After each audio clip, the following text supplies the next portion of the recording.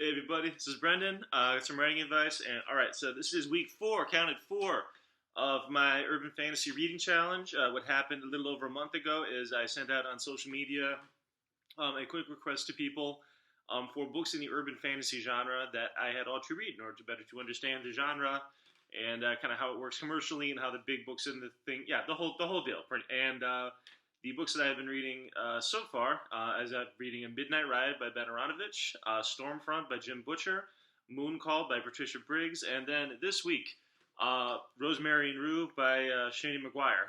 And I really like this book. There's some interesting stuff going on here that it's especially interesting I don't know if I would have. I think it's a really good sign. I think that this whole exercise has been kind of productive and has been a good thing to do. Just reading sort of all these books in order like this. Just because I think if I just picked up this book, I would read it. I think I would have found some interesting things about it.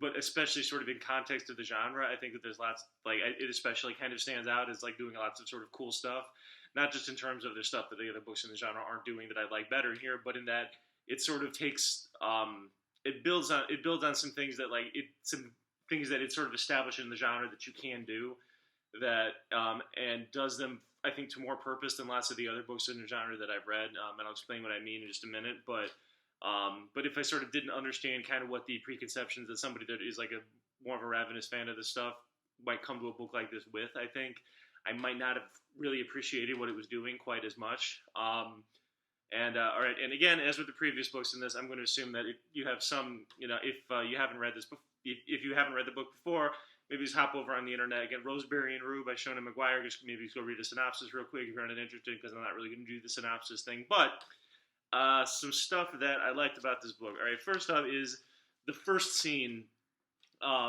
is just really, really strong, and I think the strongest of any of the books in the genre that I've read for this little series here, where it sets. Well, I mean, first off, it's just kind of a great fake out to sort of have her like begin the way lots of these kinds of stories begin, or the way lots of sort of like small PI stories begin, and to just start with complete just be failure, right? Not even just sort of like reasonable failure, but just sort of being just completely godsmacked and overpowered, and not in a way that just sort of like you have to wake up in a pile of trash and brush yourself off, but this has huge drastic consequences, and starting that right from the beginning. Is just a really strong move just in and of itself, just because it's sort of as a way of just sort of like really kind of waking me up and sort of feel, because I'm already kind of starting to feel like, oh man, I'm a veteran of these things a little bit. Okay, this is that first chapter with the lots of exposition and the meeting people and the, lots of telling and not showing, and I don't like that as much, but I've learned sort of get in like, holy cow, yeah, and then so when that thing happens, it just sort of immediately got me feeling that that the writer, that the intelligence on the other side of this is playing for keeps a little bit, and I might not like that as much as I did if it was just a big shocking thing. If it was, I mean, I think honestly, if it was just a big shocking thing, just as a, just as a demonstrate that someone is willing to do it and that's all, I still might kind of like it. But I especially liked her getting turned into a fish, being trapped in a pond for 14 years is the thing that happens in the first chapter. Not only because it doesn't just have stakes in terms of the people that she's messing with are powerful, or the world that she's in is dangerous, or that she is not always going to succeed, but it felt like it's in that good sort of fantasy space of not quite being a metaphor for any particular thing, but being evocative of lots of stuff that feels very real, kind of like, I mean, just that little bit of humiliation involved, where it's just a very light, a light sort of like funny, haha, I'm going to turn you into a fish on one side, that has just absolutely dire, terrible consequences on the other side, and that with no parody at all, is something that I think people encounter in their lives.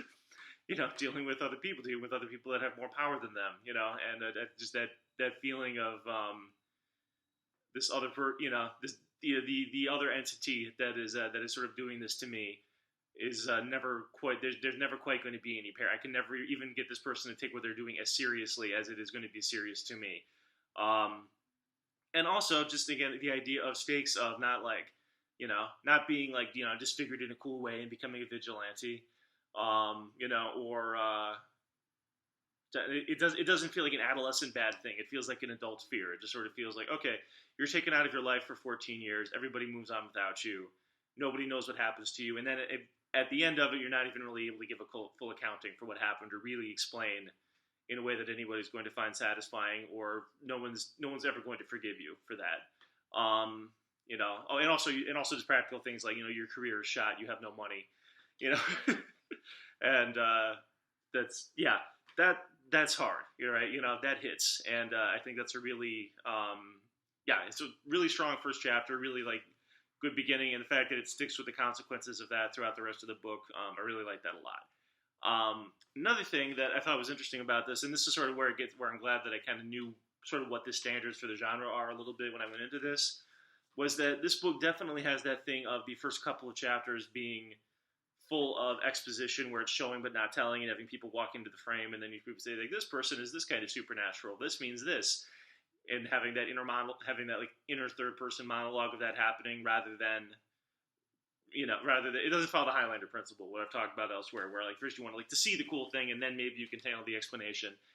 But I thought that it worked okay here, because one of the things that this book is about, and again, I like that this book is about something. It's really sort of like, it has lots of the urban fantasy stuff going on, but it's not just sort of meant to be, is not completely a beach read. There's a topic here.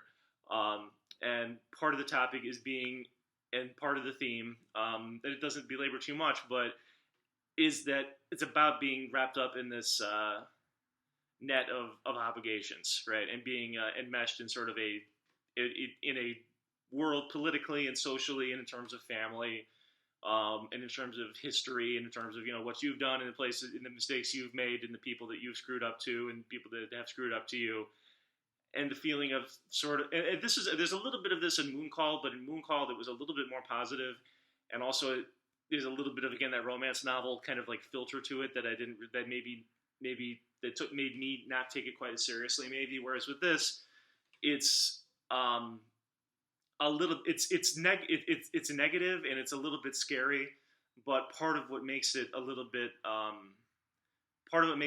scary is that she can't even really view it to be entirely a negative thing, right? Mostly just the fact that she has all these people to answer to, and everybody who feels like they own a piece of her, and that she's encountering all these little rules that never quite seem to be working in her favor all the time.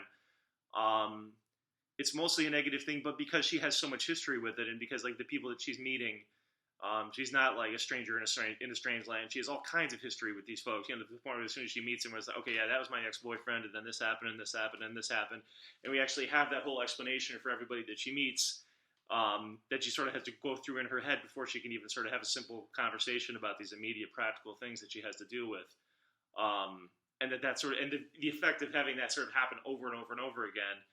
I think it even like I still don't like that that's sort of an established thing that you can just sort of have like somebody walk into a diner and just sort of say like, little does anyone know that he's a vampire from this clan, and then you sit down and have a conversation at the cafe like a normal person, like without ever really having the opportunity to feel any kind of sense of like awe that, oh my goodness, this is a vampire, just people walking in. But in this case, I feel like it was that that approach was kind of used to sort of good effects, just in terms of character, and also just in terms of theme. And just revisiting that theme again, because I really like this, because again, this gave it a little bit more of a thematic heft for me, where it's sort of like, okay, this is a story that's actually about something. Is that I really kind of I'm curious. I might this one even more so even than Betaronovich, which I would like to read more of the others, because the first one was really kind of fun and kind of an adventure, but more in terms of I'm kind of tempted to read more of these just to sort of see kind of where it goes and like what kind of point that she tries to make, which is a different feeling, because the impression that I got, and I'm wondering if this is followed up in later books, is that what these books really are about the crab bucket effect. It's about coming up without a whole lot of resources of your own, and growing, and like before you even sort of realize what happens, sort of being enmeshed in sort of a series of obligations with other people, and especially lots of other people kind of feeling on some level that they own you, and that they never want to let you go, and that anything that you try to do to get any independence for yourself is somehow stealing, like people around you sort of interpret it as sort of like stealing their lunch, where it's sort of like, no, I own a piece of you, you're part of what I have. So if you go leave and do something else that I sort of don't approve of, and that not just you going and doing that thing, that's making me less. So even if I love you and have strong feelings about you, it's not even that sort of like, I'm going to prevent you from doing that thing because I'm a bad guy. It's like, I'm going to prevent you going and doing that thing because I love you and I feel that that's right, that I should keep you restrained. And there's different versions of that sort of in this book that are sort of like different levels of like you like the different characters in the book have that kind of relationship with October, with the main character, and it's sometimes sometimes it's really contemptible, sometimes it's really scary, sometimes it seems, but other times it seems kind of light and silly, and other times it really does seem to be coming from a place of genuine love. And sometimes October doesn't even really quite resent it exactly, except she always does a little bit, and then the overall effect, I think, is sort of showing how kind of how people can screw up, and how even people that are really sort of like capable and sort of really smart can get kind of messed up in these kind of situations that can consume their lives, even, which is kind of a scary thing. And I'm curious, and please, and if you're a fan of the series, please tell me, let me know how this develops, because that's something that I think it's really interesting, and it gives it, and it's a topic that it's a topic I haven't seen explored quite this way before, right? I think it takes good advantage of kind of like fantasy tropes generally, and also sort of the set of urban fantasy tropes that that I'm sort of seeing in other books, but put the better effect here than I've seen elsewhere.